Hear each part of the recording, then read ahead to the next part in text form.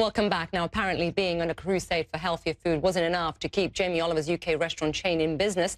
The Celebrity Chefs Group has gone into bankruptcy protection and 22 restaurants have been shuttered along with 1,000 jobs. Now, in the past, Oliver has described a perfect storm of rising rents, wages, food costs and the impact of Brexit.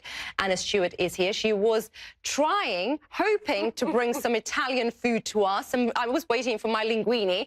That you couldn't find any because they're closed. You must be starving, Issa, because I promised we would say goodbye to Jamie's Italian in true style with some of their last bits of food on set.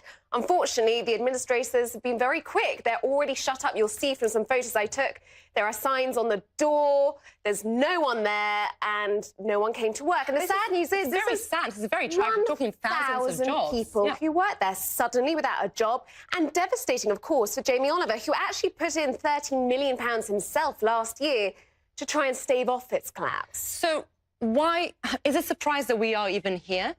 No, it's not a surprise. And frankly, if you look at this in the environment we're in and the fact that you've seen other chains like Carluccio's, Gourmet Burger, Byron, Strada, you name it, they're all closing down. And there are several reasons for this. You mentioned the perfect storm. Yes, you've got rising rents, you've got rising wages, you've got rising food costs. You've also got dampened consumer appetite from Brexit.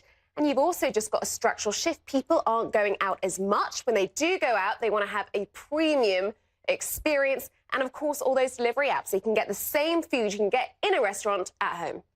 Did he expand too quickly? Because he's got his hands in so many pies, doesn't he? And that's actually an argument some analysts went with today, that a lot of these chains had massive expansion in 2016. Some of them through lots of private equity investments. They expanded too fast and didn't maybe focus enough on the quality of each restaurant. And the problem with these chains, as a consumer, as you know, if you go to one of those restaurants and you decide you didn't have a good experience, you're unlikely to go to another one. And and I think it's keeping in touch with changing tastes and changing habits. We don't want to go to a restaurant simply just to have an ordinary carbonara, because we can get that as a takeaway, correct? Correct. And the ones that are surviving is interesting. This is a surprise to me, because I was speaking to an analyst earlier. The ones that are surviving are Wagamama's, Nando's. They are well-established brands. They've adapted and they're doing something different. The ones we're seeing today that are going under are all Italians or burger restaurants. You know, they are speaking to a very large demographic there.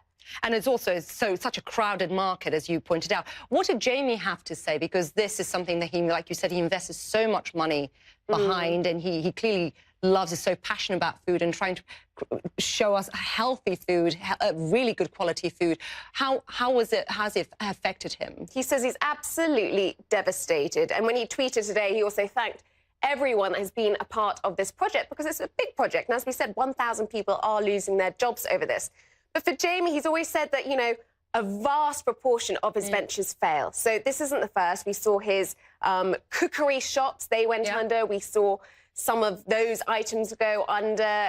He's not done well in every venture. The bits that are thriving are his cookery books and his TV shows. So they need to focus on what he does well.